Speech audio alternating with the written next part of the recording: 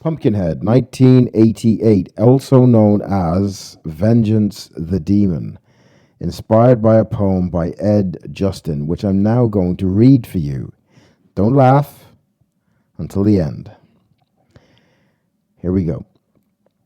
Keep away from Pumpkinhead unless you're tired of living. His enemies are mostly dead, he's mean and unforgiving. Laugh at him and you're undone, but in some dreadful fashion vengeance he considers fun, and plans it with a passion. Time will not erase or blot a plot that he has brewing. It's when you think that he's forgot, he'll conjure your undoing. Bolted doors and windows barred, guard dogs prowling in the yard, won't protect you in your bed. Nothing will from Pumpkinhead. So there you go, folks. Don't mess around with Pumpkinhead, right? So in this next picture here, you see the creature sitting down. I think that's the church area. There was a scene in the film where there was like he walked through this church, this dilapidated kind of church. Good scene, actually.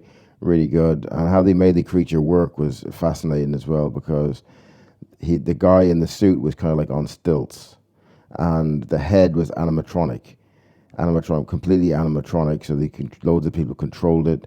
You know, I think it's very similar to the Predator design that Stan Winston done. Stan Winston made this film, the guy who did all the creature effects for Predator and some other films, Jurassic Park, some of the big films, and Aliens and all them kind of films. So this is his first directorial debut. So the Pumpkinhead was done with animatronics. So the guy in the suit, he was looking through slits in the neck. So it was a really good way of doing it to try and make it look less human, even though when it's standing up on hind legs like that and stuff, it has a human characteristic to it too, right? The best part of the movie, really, for me, is the relationship between the boy and the father. It always made me feel uneasy. I don't know what it was with it. It just, even when I rewatched it a few days ago for this review, it always made me feel uneasy that the boy died. He was such a lovely kid and he was such a good father in the movie that it gave the rest of the movie more poignancy. And when he takes his last breath, when the father's holding him, it's really palpable. You can really feel it on the screen. And it makes the rest of the movie more watchable. The fact that he was wrong as well, Ed Hardy was completely wrong, because it was just an accident. And he done exactly what the other character in the film done, was that he acted on impulse.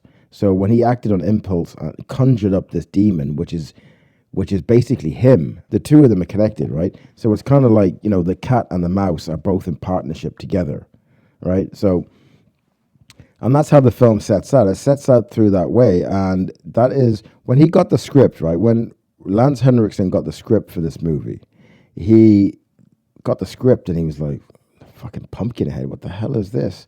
But his agent said, look, read it.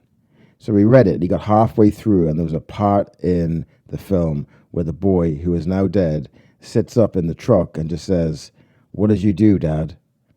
And he said the hairs in the back of his neck stood up.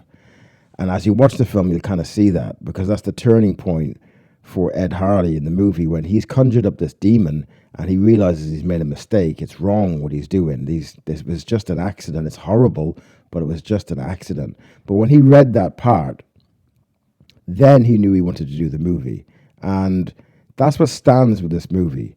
What stands with this movie is the relationship between him and the boy, and how nice and natural the whole thing is between him and the boy. His life gets cut short, but just say in most horror films, right, you have this thing where it's like, oh, someone done something maliciously. This was just an accident. There's no real malicious people in the movie really at all. And that's what makes it kind of like hard to watch, because it's just happenstance. I really like this movie. I thought it was really good. I think it's got a cult following now, this movie, and rightly so too. I think it should have a cult following because it's a well-made movie. Very simple, executed well, directed well. The acting is a bit cheesy in some parts maybe, but it didn't really bother me. Overall, I thought the acting was pretty good. It was believable, and it's simple to watch. I don't like films that are not simple to watch. If they're too many characters, if there's too many people and you're trying to tell too many stories at the same time, then you're getting a fucking Woody Allen film, dude. And I just don't like all that kind of stuff. I like things that I think you can tell really good stories in a real simple way, and they can be more poignant than films that are really overly complicated. So check out Pumpkinhead. I think it's on YouTube for free if you can stand all the ads, right? But I think it's there for free. You can see it on BitChute as well. That's where I seen it, on BitChute.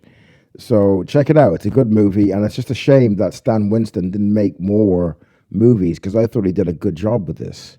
It's like a dark fairy tale, like the Brothers Grimm. But I thought he'd done a really good job with the movie, and it's a shame he didn't make more. Check out my 3 films in the description: The Trap, Case of Death, and The Man Who Died. And adios for now.